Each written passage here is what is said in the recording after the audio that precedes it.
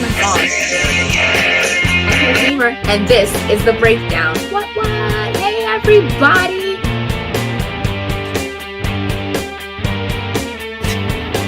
Welcome to the Breakdown. You've been listening to us for 5 minutes. Be ridiculous. You didn't do the countdown, Kat. I didn't, because I was too busy laughing at something. I'll tell you later, or I could tell you whenever. But hi everyone, as my camera comes into focus, I don't know what it's trying to do, but here we are. It's Wednesday, everybody, and you know what that means? It's time for the Breakdown. What? I'm your host, Catherine, aka the High Heel Gamer, and today, thank you. I'm not here all week. I'm actually leaving, and today I've got a special guest. Today we're breaking down Hourglass, and we've got the special guest, Jon Jones. What up, Jon? Welcome to the show. Thank you. What is it? Long-time listener, first-time caller. That's Jon. Exactly, man. Trying to win that contest today. You're caller number 101. Yes. I'm going to Disneyland. Yeah, for those that probably don't even know the real struggle of trying to call in a radio station, trying to be a certain number caller to win something dumb usually too. Yeah. But Jon, welcome. Like I said, we've got Hourglass to talk about. But first, tell us a little bit about yourself and what you do. Let's get to know Jon. I'm Jon Jones. What I do, I've got a hemp company. I've been focused on cannabis for a number of years. Starting to move into some other commodities. But the main passion of mine is making animations, making comic books with my good brother Jack, who I'm sure you guys have seen on this show before, and making new and exciting things for people to be entertained by. Nice. So how long have you been into like the writing part of comic books? It's been about 9 months. There's been a number of ideas that I've played around with. I've written a couple of screenplays here and there. But when COVID hit, it gave me a whole lot of time to kind of focus in on what my long-term goals and aspirations were. So, Jack and I kind of teamed up for the last 9 months and really started hounding out what we wanted to do to flesh out this universe. Wow. Okay. So you're like, well, you're probably not new to writing, but you're new to actually just hashing it out and being like, all right, I'm gonna do this. What made you decide to just be like, okay, now is the time? What made you decide to pull that trigger?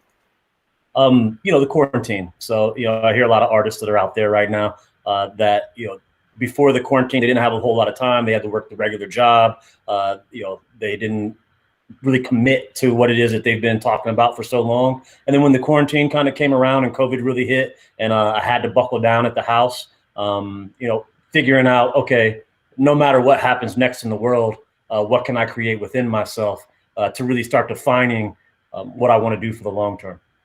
Okay. And how long have you been into comics? Like, were you there as a child, or was comics something that you discovered later on in life?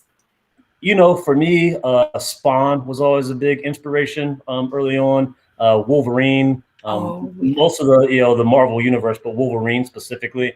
I was always into a lot of anime stuff too. So comic books, animation has always been somewhere in the back of my mind of that would be really cool to do. I was also a puppeteer for about 18 years. Really?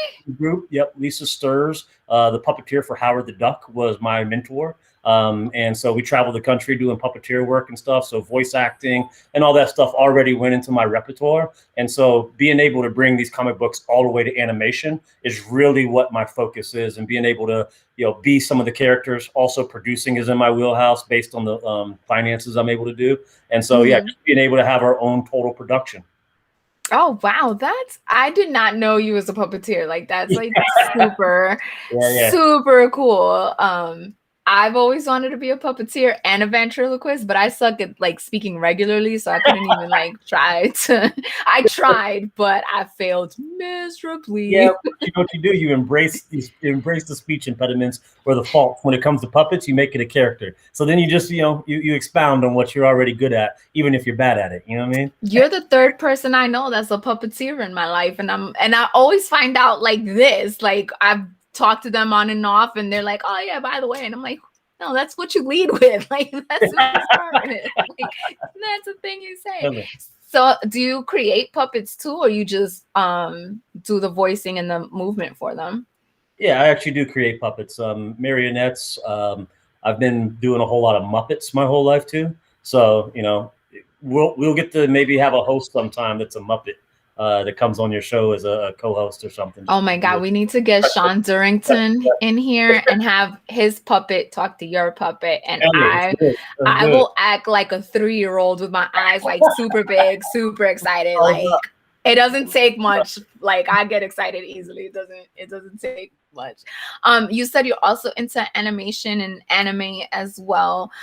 It does all of that, like, does your nerdhood start from the beginning, or was it something that you evolved into being in the nerd community? So, I've always been a nerd, but, in society, you don't always get to identify as a nerd depending on where you are and where you grew up, how you grew up. So I didn't recognize I was a nerd until I was probably, like 25, when I was like, I'm really into sci-fi. And I started going down all these different rabbit holes, and I'd have sci-fi parties or whatever. It kind of clicked for me then. But early on, especially with the hood, you can't be out there like, I read books. Yeah. Oh no, yeah. Like, I'm trying to, I'm not trying to just uphold. I'm not saying that everybody from the hood ain't trying to, I know. Do a thing, but it's a certain breed of folks that's like, I'm going to dive so much into a subject that I'll get obsessed with it, and I'm going to put up my blinders to the rest of the world. Yeah. So it all comes with development. So definitely from the beginning, maybe a little bit hidden, behind a closed door here and there to be able to make sure that it was represented the right way. Yeah, I understand. Everybody's Naruto, exactly. Like it's cool, and I'm like, I was doing that shit before it was cool. Like y'all was beating me up around the corner, like don't even play. But like I understand completely, because when I was getting my associates, and I would walk out, there goes college girl, and I'm like, why y'all making it sound like it's a bad thing? Like, come on, like, what are you doing? Yeah, and then they found out I played video games, and it was a wrap. They were like, "Oh my God, no, just let it go." But what kind of animes or animations do you like? Are you like a big DC animation kind of guy, or are you just like animation overall, period? So look, animation overall, period. My favorite anime of all time is Guyver, the Bio Boosted Armor. I don't think I've ever even heard of that one. A lot of people haven't. The whole story goes, I won't do too much spoiling for folks that want to dive in out there, but alien technology is on the planet, and a boy accidentally stumbles upon it, and it's a biotech armor suit, and every legend of werewolves or whatever you ever heard in the world is actually people that are genetically engineering themselves to become monsters so that they can have a hidden side that they can pop out at any time. And the Guyver unit was made to defeat these things that are called zoonoids. And so there's like 4 seasons of it. What is it called again? Guyver, the Bio Boosted Armor. Okay. Yeah. You're gonna love it. Okay. Because I'm a big old Samurai Shampoo. I just bought the box set of Samurai Jack because my husband's never seen it, and I was like, sit down. And Full Metal Alchemist. Like I'm really huge into all of that. Me too. So this sounds right up my alley.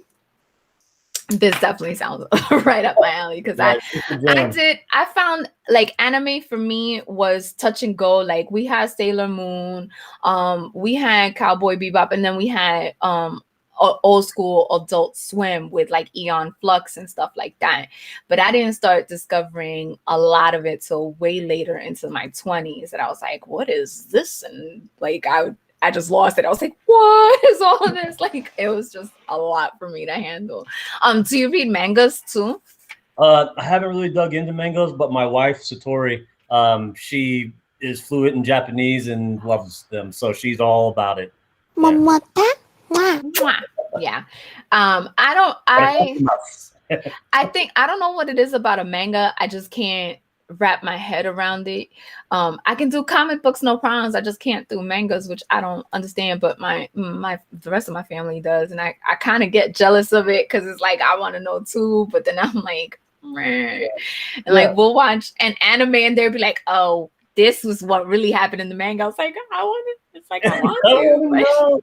Yeah, and it's crazy because comparatively, like comic books, like the comic book industry versus like the manga industry is huge. So yeah, I'm hoping that there's a way to mingle the East and the West philosophies on comic book and manga identity, and how we can have that kind of same cult following starting to grow in the U.S. around what we love here. So what made you gravitate towards Spawn and Wolverine? What was it about those characters that made you go, I want to attach my part of my nerddom to them? So I think the main thing for both of those characters, and something that I always try to identify in the stories that I like, is this idea of redemption. And so both of these characters are like really burdened by their past, what they've done in their past, what they can remember, what they can't remember, what they want to be, the identity of them trying to identify themselves as righteous in a world that doesn't really respect righteous, so that peace can only be found by the sword type of identification. So like that kind of like lost Ronin redemptive quality trait, I just see it as like the personification of a lot of humans that are alive right now. A lot of people that are not just humans, but a lot of entrepreneurs that are alive right now, I'll say. People that are really willing to go for it, and that they've gone down every road. They've made tons of mistakes. They failed 1,000 times. And from all their fuck ups, they're able to gather together all the pieces. And although they don't really have a clear identity of where they're going in the future, they know well enough that they're willing to fight for what they believe in. And for me, those are the qualifications of somebody that I identify with. Now, does any of that pour into Hourglass? Yes, somewhat. So Hourglass is interesting because I didn't take it from that approach. So the redemptive qualities that are in Hourglass have to do with it being in a broader universe. So this particular piece of this one story has to do with a multi-level story that's connected to a couple of our other books. And the main character of the universe, yes, very redemptive qualities that are going to be coming around with that. These two characters are they're rats in a cage, more or less, and they've been pitted together to prove a point. Not so much a bet as far as like circumstances to see how consciousness develops based on new rules being applied to humans. So is that the premise of Hourglass? I want you to tell everybody the premise. Yeah, so the premise to Hourglass is really the underlying of time and space, and that we're limited by time and space as humans. And what were to happen if time or space were manipulated, and that if we utilize the power that we tapped into because of that manipulation, whether we got stronger or whether we got smarter or faster or whatever, usually in superhero books or comic books, the superheroes don't have the flaws that are based off of time. They're ageless. They're timeless. So I wanted to play around with what happens if your superpowers are limited to the time, and every time that you engage in them, something happens. So some kind of negative happens to you that takes away from what it is you're trying to be positive with. Everything comes at a cost. So you got to be able to balance how forceful or how willful you're going to go in a direction. Otherwise, it might be your very downfall. And that's kind of what this story is all about. Now, help me remember. I think I saw you post that it's coming soon or it's already out. Help me remember. I saw you post something about it probably a couple of days ago, and I can't remember because my memory sucks. And I'm sorry, Jon. It's okay. What's coming soon? The book. Yes. So the Indiegogo is going to be starting on Friday. And so we're launching on Friday. We've got an Indiegogo right now. The pre-launch is up. If you're interested in the book, you like some of the stuff that you see on the pre-launch, please sign up. Really big in going ahead and starting the community around this book. I'll be doing some personal comments there to anybody that has any ideas or really just wants to give their acclaim about what they see so far. In the future, I'm really big on being so close to the fans and so close to the people who support us. I definitely want to find some of our fanatical fans that we can give cameos to and some cool shout outs to like that, because we're really trying to make the common ground there. But yeah, the Indiegogo is going to be starting Friday, and we're going to be pushing hard to be able to get out book one. This is a 3-part series, and after it's done and successful and out, we want to move on to animation. Oh, wow. Wow. So yeah, I thought it was gonna be a little longer run. So it's three parts, and it's on Indiegogo. Don't get confused, people. It's not on the other one, Kickstarter. It's on Indiegogo. And it's coming live on Friday. Is there a specific time? Eastern time, specific time, Western? I think we're going to aim for 3 p.m. Friday. 3 p.m. Friday. Okay, cool. I actually love the cover. Like, I think the cover is genius. It is so cool. How hard was it to find like an artist? Because you're not the artist on this, correct? I am not. I'm the creator, and I work with Jack and myself with the writing. We work with a group called G20, and they're amazing. Shout out to Rifan, GS20. Sorry, guys. I really know stuff. No, shout out to Rifan and Gary. They've been doing an amazing job. Really great to work with, and they just really love us. It feels like real family. So we're able to kind of give them the idea of what we're looking for, and then we're not I'm not the type of guy to really bind somebody when it's their creativity. So I kind of let them run with it to be able to fill out. There might be some notes or whatever, but it's been pretty easy. I know that it's work involved, but it's been easy. It hasn't been like a struggle. That's good. That's always good to hear, especially that you're not trying to box people in. I always love a guest that, works with somebody else and they're like, no, this is their craft. We try not to, obviously it's my baby, but it's their craft. So it's good that you're not trying to limit people, because then that way they put their best foot forward for you.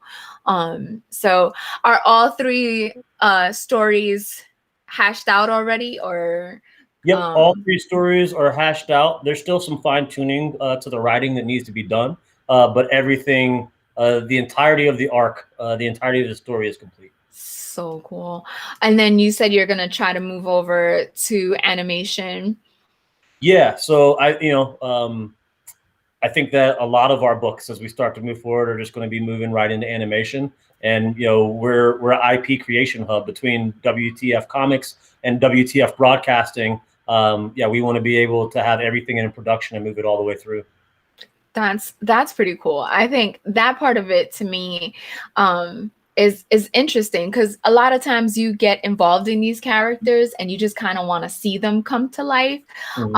So I like the fact that that you're thinking about this, bringing these characters to life. I think we have a comic trailer for it. Jack, are you ready to cue that up? Oh yeah, sure. Just because I said I had it ready. Oh, good. Thank you. Glad.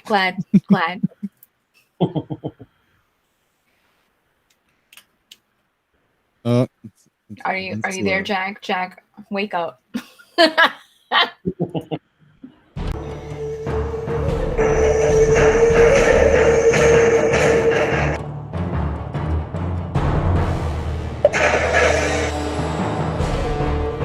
So John, you're hearing it? I am hearing it. Cool. It's weird, the audio is.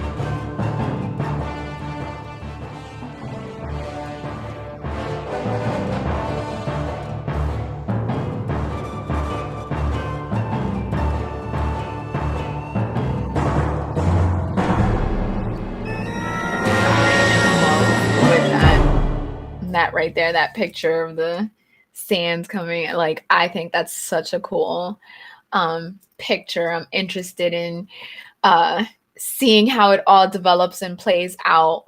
I don't know why that's there. Give me a break.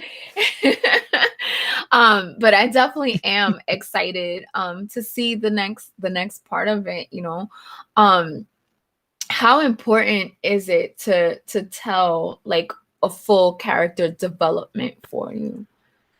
Very important. You know, so much so that, you know, we didn't rush the book to be able to entertain with action. I really wanted people to know the characters, and I think that in a lot of storytelling right now, everything is ABC. It's all mathematics. Mm-hmm. You know, everything is kind of just spelled out. And so I took the time to really let people get to know the character in this first book. So there is action, but, you know, there's a development of being able to get the psyche of the characters that you're seeing. And then book 2 is going to be packed with action. And then book 3 is kind of going to be a resolution. But yeah, this one is, you get to know the person on the pages. And I think that's very important in the storytelling.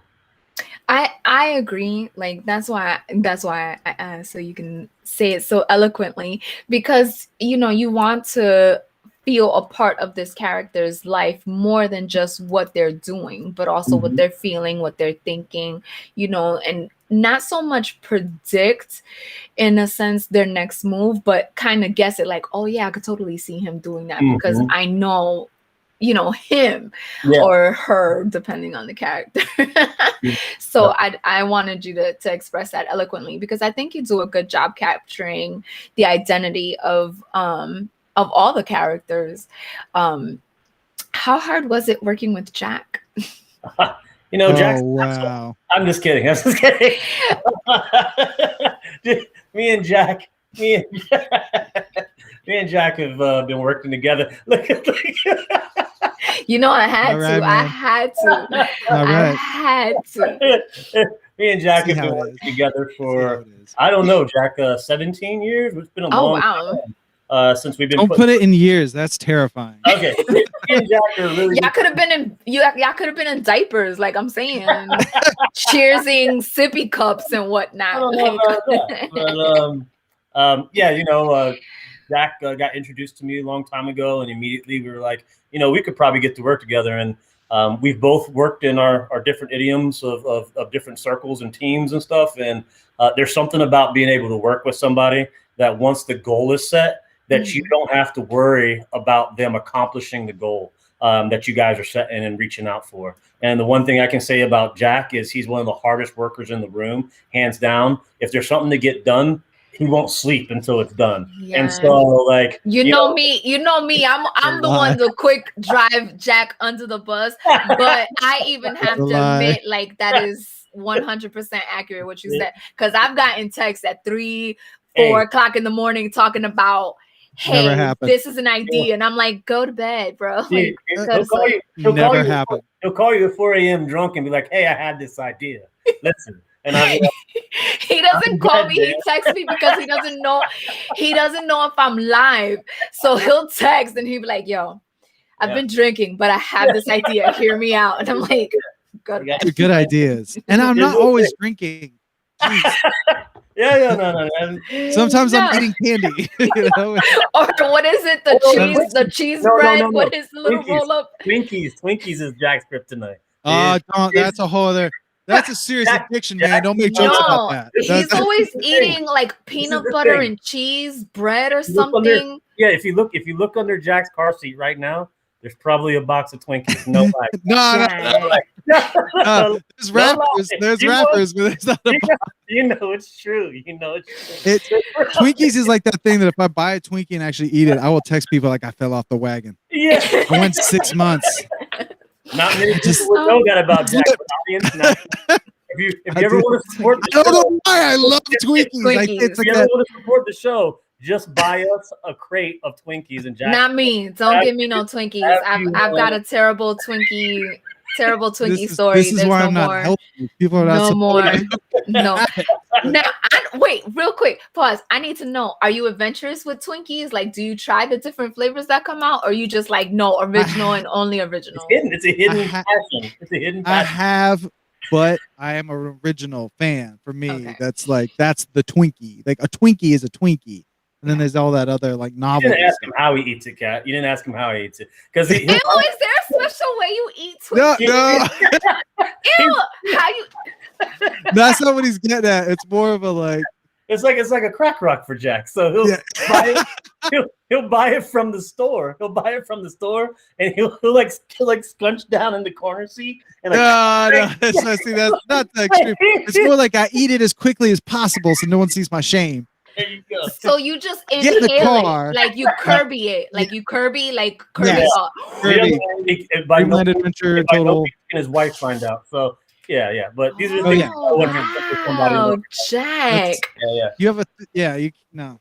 For shame, Jack. And jerky, I love jerky. Teriyaki jerky. It's probably gonna kill me, but I knew the jerky part. And every I don't time, know like I why. said, every time I talk to Jack, he's like, I'm eating bread with cheese or bread with.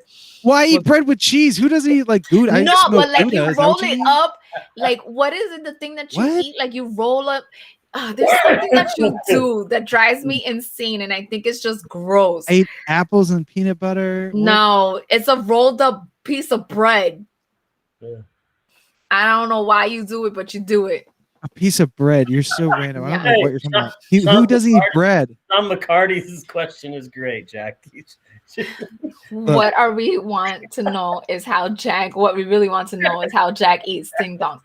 Dang, That's on my OnlyFans. Dang. Shots fired, man. Shots Yeah, fired. But No, I don't What? venture. No. What are What? ding dongs? Are they the cupcakes or are they the rolls? No, those are Swiss rolls that I'm thinking about. Swiss Those rolls, are good too. I don't Swiss actually rolls are know. awesome. I don't care who you are. I'm a Snickers kind of gal, so Chicken jerky. chicken jerky. My snack, mango slices. These are, Where did you get those? this comes from Whole Foods. Yeah. Oh, that's why. It's like under the Lord desk. Emperor Bezos, I know you're watching. I'm representing your brand. Please promote me in Sponsor the me. world. Yes, please promote me in the world. Thank you. All right, I'm back to normal. Back to please promote me in the world. Back to me.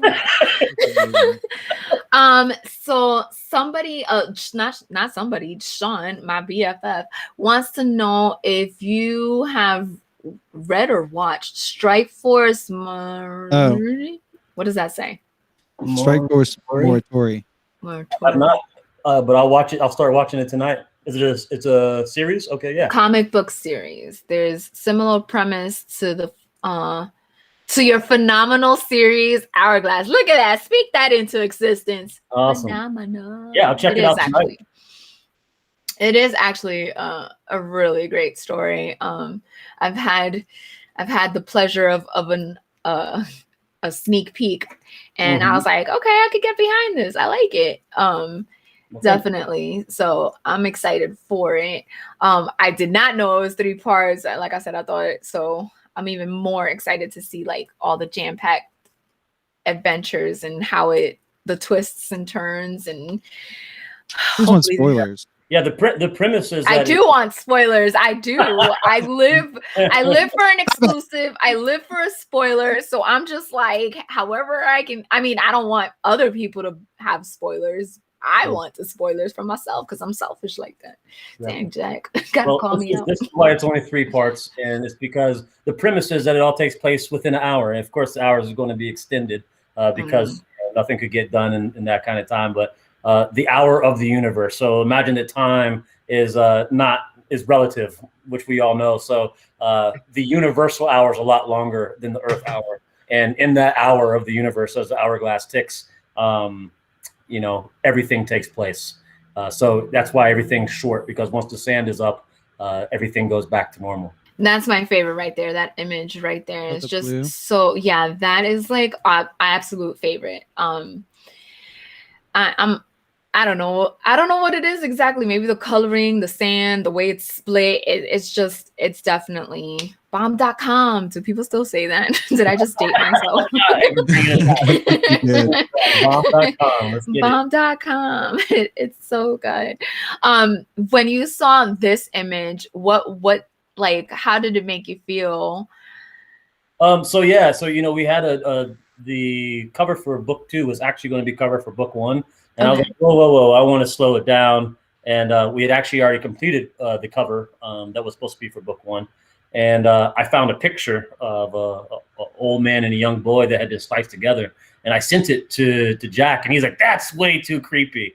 And I was like, "No, but we need to go this route." It was pretty creepy. Don't know. Oh, was it? Oh, yeah. Like the old man was like all jacked up, and the boy was like smiling, like all meekly, and it looked weird.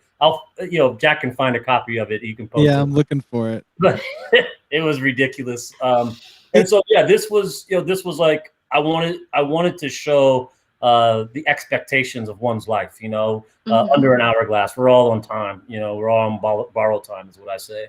And so to be able to show the juxtaposition of old and young right next to each other as one person, it doesn't. You can't see it in your life because it's linear. So it just makes me feel like it completes the statement of what we're trying to do. I love it. Yeah, I love it. It's so good. Oh dang! I was just gonna ask a question. I completely forgot because I'm like thinking about this old man creepy. Well, I'm trying to find it because it's an image from. It's in my head because in my head Hobbit. I'm thinking like the kid from The Omen, and just some jacked up like messed up dude. Sean will tell you in the chat. My brain is like squirrel, like so quick. Like I need to start writing these things down. How many ADD kids does it take to screw in a light bulb? Do you want to go next? What's the light bulb? I am looking for it. I'm not finding it right now, but yeah, I don't know where it went. There's so many files. So many files. Oh, found it. Cool. Okay, I actually found it. So many files. So Send. yeah, get this. Look. Oh, what? Oh my god. Oh, you know who that looks like? The old guy from the Munsters. Look, or the Hobbit, Grandpa maybe? Monster. Yep. Okay, that looks like it because there's shit. That's the reference image essentially. And then I did some kind of terrible Photoshop mock-up, to say, like in an hourglass with sand. And then they made something awesome. Yeah. I it's amazing to me. It's definitely cool. In fact, I'm gonna find the artist. Please don't, because there might be more creepy stuff, and the next thing I'm not sleeping at night. No, I was gonna say the artist that we hired. Oh.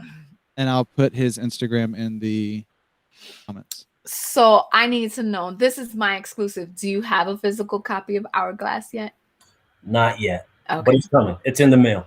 Okay. I was just wondering if you already had one and what it felt like. I'm a circle back around in a couple of months and be like, so how did it feel to hold it? Yeah. I'm looking forward to getting it. It's been a little bit delayed, but it's on the way. I mean, as long as it's on its way, that's the important part.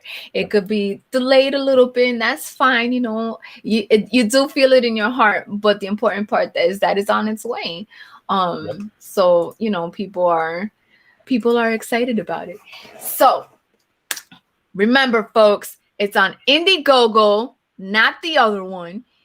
It's live this Friday, the 7th at 3 p.m. I unfortunately will have to wait till next week as I am going away. Tears shed. But I am reserving my copy because I like the swag that's coming with it. Sucker for a t-shirt.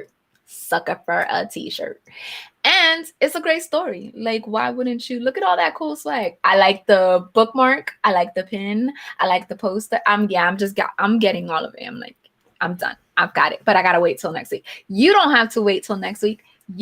All you have to do is pop on your computer Friday, 3 p.m. Boom. I would like to say shut the website down. Like, yeah, flood the website. But because I actually like the story, take your time and don't mess things up for Jon. Yeah. Get Thanks your so stuff much. in. But get it though.